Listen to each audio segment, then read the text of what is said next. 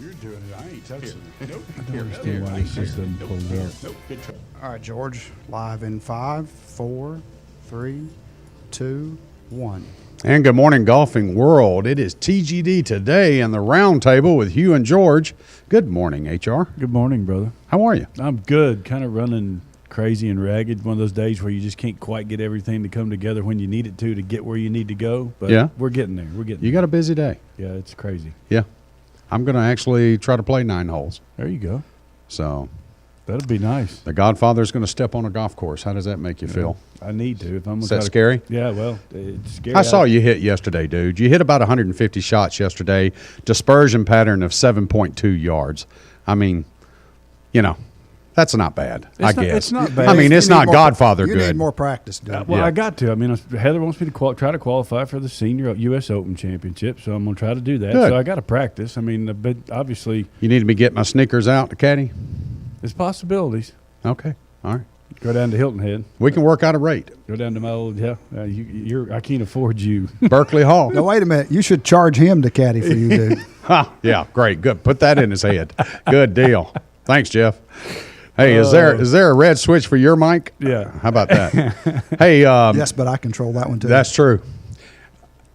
A couple things happened this week, one of which I asked you to bring up off the air, but we lost really a pioneer and a legend, and I think, other than Tiger, without a doubt, he was the best black player on the PGA Tour. Well, Calvin Peete, the loss of Calvin Peete yesterday is a shock to everyone. He was 71 years old. Probably the straightest hitter that's ever played the game of the golf ball. Well, he led the PGA Tour from 81 80 to some odd percent. 81 to 90 years, 81 through 90, at above 80% every year driving accuracy. And known for his one gold tooth, and the whole 9 yards of Kangol caps and the for Cubic Balance, sponsorship. But the guy was the winningest black player ever until Tiger Woods. He won 12 times on the PGA Tour. So it's the loss of a great player. And honestly, I feel that someone that probably should, and I don't think he is, but should be in the Golf Hall of Fame. No, he is. I was going to say he should be. Yeah. So. Yeah. 2 Ryder Cup participation. He had, of course, a Players' Championship. Yep. Won at TPC Sawgrass. Best year, probably 82, 4 wins during that year.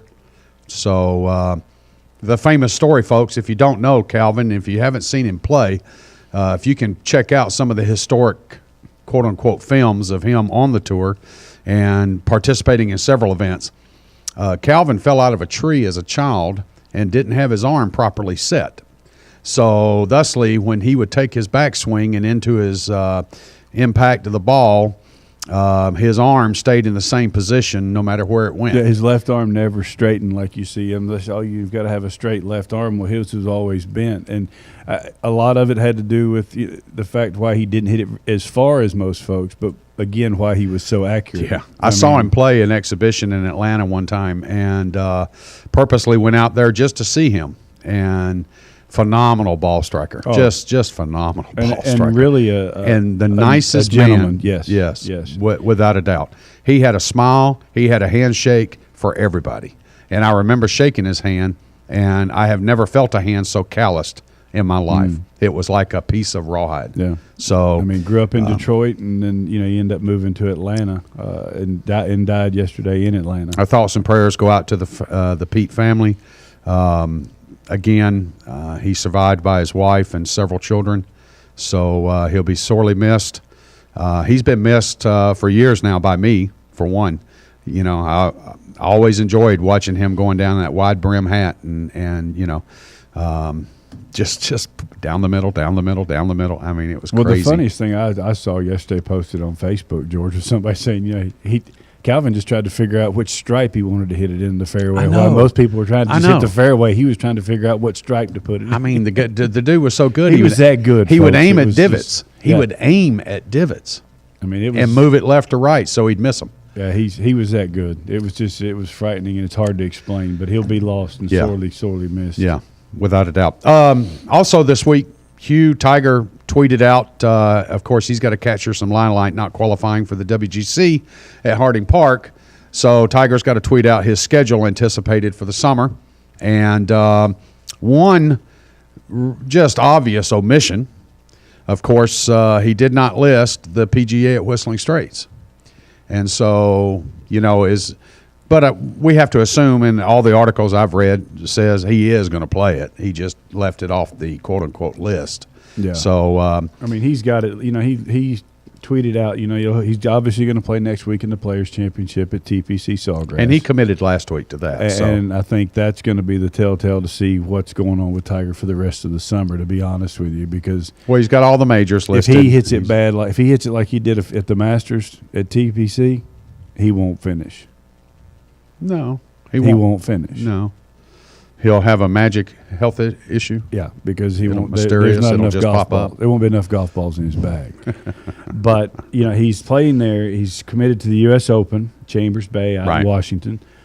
He's going to play the Open Championship at St. Andrews, the British Open, which fits him perfect because that's just a great old golf course and it's pretty wide open and Yeah. it's just You can hit it spray and that go a little find bit. it.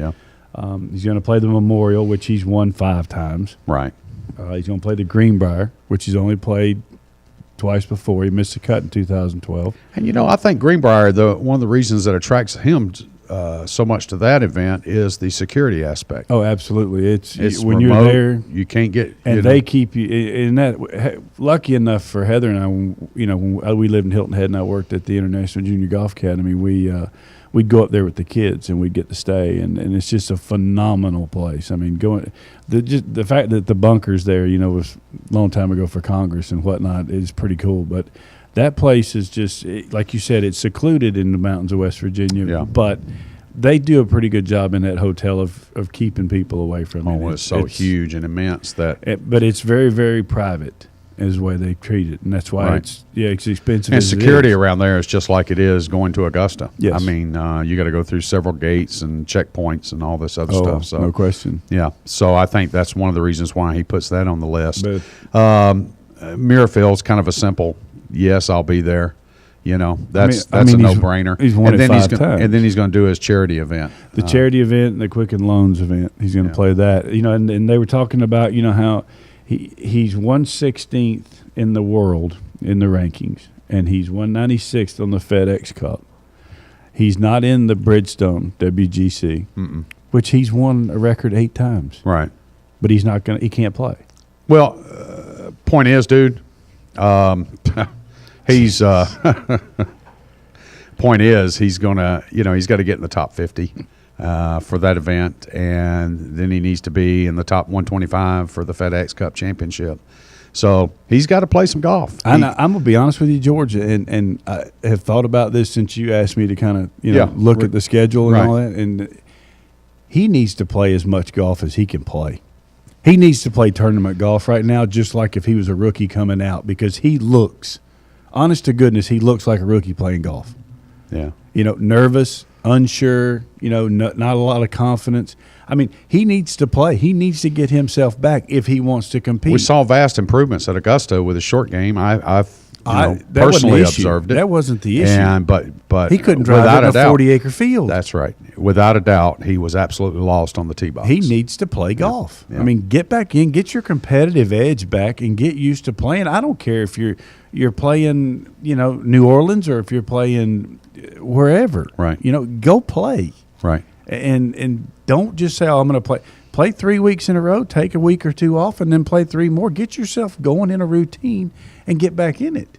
But he's Tiger. He doesn't have to do that. Yeah, and if he keeps the way he's going, obviously that's not working. So, Yeah. And we've talked about that 100 times. I know. Also, too, this week, the WGC, we mentioned it, Harding Park, San Francisco, all the build-up, the hype, the format changes this year, Hugh. We've seen one day of play now. They started on yesterday, and several surprises, of which you and I will be. I was hoping to have Professor Weldon here, but so we could harp on him a little he bit. bailed. He was scared. But, yeah. We know you were scared, He's Professor. running. He's We know. running. We know. So, I was even going to give him the formal introduction. Jeff reminded me to I make was sure gonna I got be the polite formal for introduction once. and all that. But frankly, now, when he shows up, I'm going to cut his legs out from underneath Oh, him. it's game on You now. know? Oh, yeah. But I tell you what, George, what a great venue for this event. Harding Park gives you the good longer holes, the good par three, and then you got the short holes. You got like 16, for example. they They drive moved it. the tee up yesterday. It was 340 on the card. Yeah. They're only playing it at 300 yesterday. Every player that got up there, especially the ones that were 1 or 2 or 3 behind, were trying to get it onto the green. Jimmy Walker actually hits up into the trees and it doesn't come out. Yeah. So it's just it's another proof. Like we talked about with Big Cedar, you don't have to have a 7,500-yard golf course for it to play as championship golf. It's old school. It's just the greens were hard. They had trouble reading them. I mean, you saw guys make putts, but you saw guys miss a lot of putts that weren't even close. Dude, it's Wednesday. It's I the know. first day. Did you see some of those pin placements? Oh, my goodness. 243 yards, 17. That pin is tucked right beside of a bunker, right off the front on a false front. Yep. And you see guys bailing out 30 yards, not feet, 30 yards right. And they're going, I'm just aiming toward that rough. Let me throw it over there. If I miss, that's where I'm missing now. I've got green to work with. I can get it up there and try to make a putt. Because Yeah. if you miss it short side, you've got no chance around there. I gave you my opinion yesterday and a couple days ago on the format. I like it. I think it's good. It keeps everybody around. We know that the marquee names and everybody, not just the marquee names, but everybody is going to play 3 days. And that's good. I think that's healthy for the event. I'm really also impressed with the Embassy Sports scheduling of the event over the weekend. It's prime time. On the East Coast, they will be starting coverage at 7:30 p.m. Saturday night. Wow. That's neat. That That's is cool. good stuff. That is cool. I mean, So- I like how Boost, compared it to the World Cup. I thought that was a great idea. Good. I didn't think of that, and I was like, that's basically it. It's kind of that round robin kind of thing, and then you're eliminated, and poof. So you like the format? I do. I think you can go out there and get beat yesterday and come out today and win, and all of a sudden you've got a chance. Well, if it had been last year's format, You'd be we home. would have seen several marquee names, and I kind of listed down some of I titled it as surprises. Okay. My first surprise, and this is not because of who won and who lost, but that they even finished in daylight, and there wasn't EMS needed for them at any part during the round. Yeah. And that is Paul Casey over Chris Kirk. Oh, my goodness, folks. Casey round ends up ever. winning the match by 1 on the 22nd hole with a bogey. Give me a break. Had to be worn out. Come on. They had to be worn out. Oh, my gosh. I think Kirk shot 12 over and Casey shot 11 over. It was something like that. Well, it's match It was play. just. Who cares? I know, bud, but come on, dude. And of course, they're the last groups out there. They're taking the longest to finish. Interestingly, I think it was 10 or 11 matches of the 32. Hugh went to 18. Yeah. Which is unusual. That's kind of a high number, evidently, for this event. And then they had several matches, would of course extended to 19 holes, 20 holes, 21, 22. So what But- did you think about Rory basically saying that Duffner didn't challenge him at all? I watched when I was with George. Well, now let's- when I was with George, Duffner couldn't make a par either. know. Let's talk. He looks awful. It's He likes- interesting. it's like I don't even want to be Hey, here. Who's he playing today? Let's see here. Let me. Is it Stinson he's playing today? Stinson got beat yesterday. Rory McIlroy's playing Brent Snedeker. No, I mean Duffner. Jason Duffner is playing. Oh, I just saw it. Jason Duffner is playing Billy Horschel.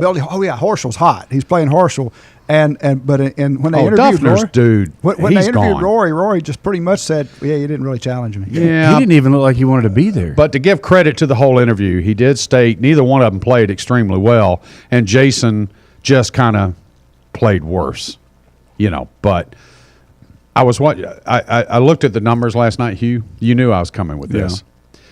Rory averaged 57 yards longer with the driver than Jason did. He was 57 yards average longer than Duffner with the driver. But you made a comment coming back from the Masters about how uninterested or disinterested he seemed to be, and that's continuing to carry on. The guy looks like he's miserable. He is. He's got to be. I mean, going through what he's going through. I mean, why wouldn't you be? But, dude, and I mean, millions of Americans, 50% of all marriages end in divorce. Okay? Get a break. Get a life. Come on. You're a PGA Tour marquee name player.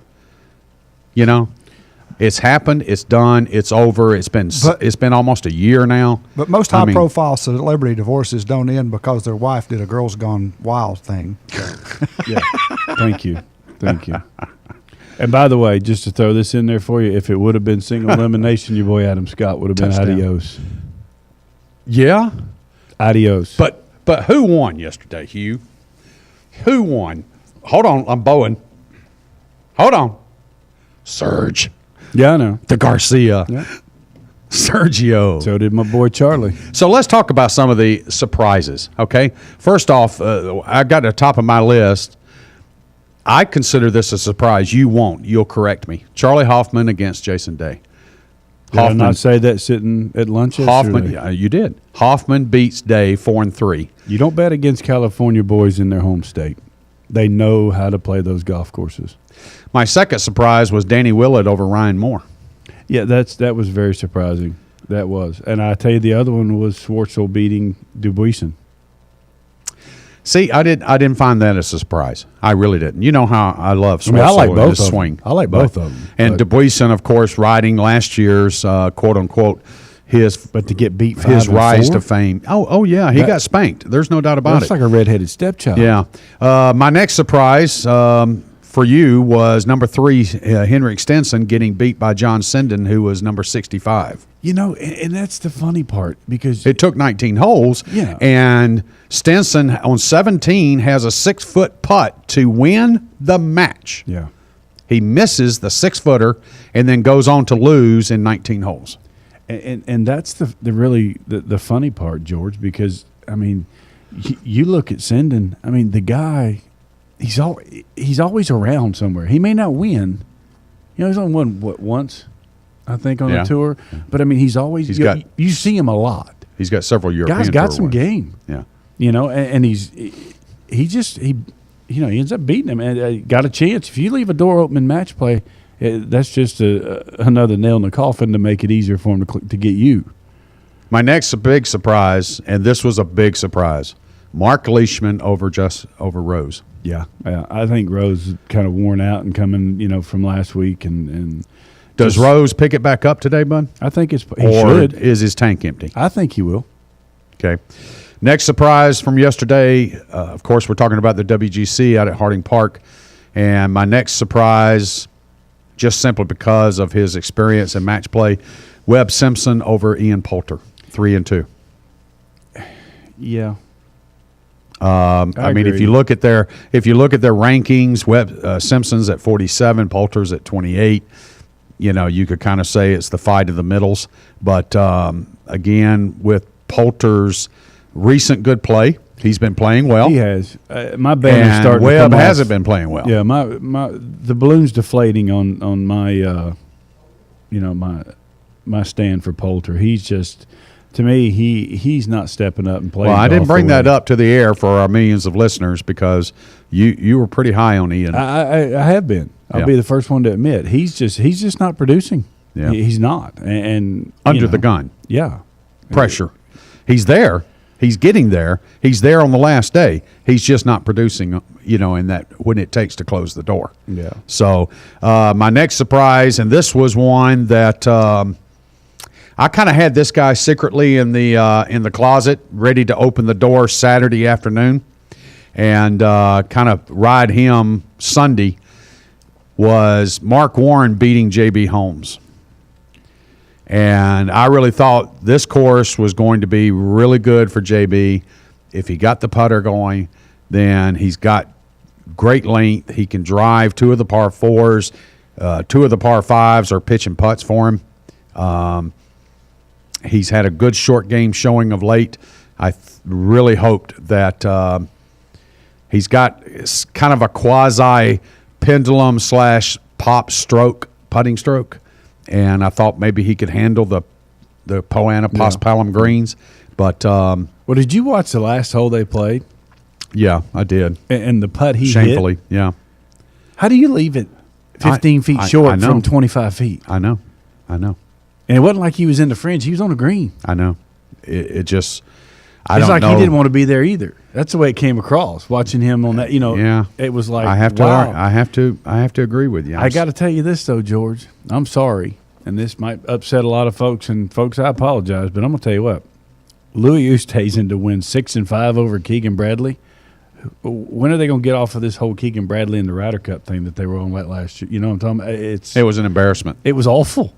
It was an embarrassment. Absolutely awful. And you literally have to go up and touch Louis Oosthuizen to see if he's really there on the golf course Yeah. with you. Yeah. The guy is so quiet. He's so low keyed. He just never changes. It's like my heart rate 3 times when I've been to the hospital, just deadline 0. And then you got Keegan going through all of his different Oh, my whatnot. goodness. I mean, I watched him, dude. 6-5. I mean, that's unbelievable. You just don't see that. You heard me talk about it on Fantasy Golf with the boys, Professor Weldon, that you're not here. You heard me report on it when I get him back from Augusta. The shoes that Keegan wore at Augusta, Yeah. the Air Jordans. Come on, dude. It's time to get those out. Sorry. I mean, It's how not about basketball, it's golf. How about Let's your, look at it. How about your boy Chunk and Dunk winning Chunk 7-6? and Dunk. 7-6 over Gallagher. Yeah. I mean, Steven can play. He can play, but Steven's also very Yeah, roller coaster. I mean, it's up and down, up and down. unreal. So- 7-6 and 6-5. You just don't see that. You don't expect to see a beating like that. You see it in amateur golf tournaments. You don't expect to see that in a PGA Tour event. You know what I mean? I mean, it no. just, And then Spieth ends up winning 4-2, so he looked fantastic. And actually, if you break down Spieth's scorecard, he played the best of anybody all day. He had 7 birdies. and it looked very simple and easy. Looked very relaxed. Just point A to point B, boom, done. See you. And again, like you said, why do you have to have a 7,500-yard golf course? And you've got the Masters champion who averages about 285 off the tee. Mm-hmm. So what does distance do? Nothing. Let me just make a recommendation to the broadcast network that's covering this, both Golf Channel and NBC Sports, is kind of look at your pairings and make sure if you really want to sit there and follow shot by shot Kevin Na and Paul Casey matches like that. Oh, the Kevin Na match, oh my goodness. Oh my, I mean, that was like watching paint dry, watching Bermuda grass grow.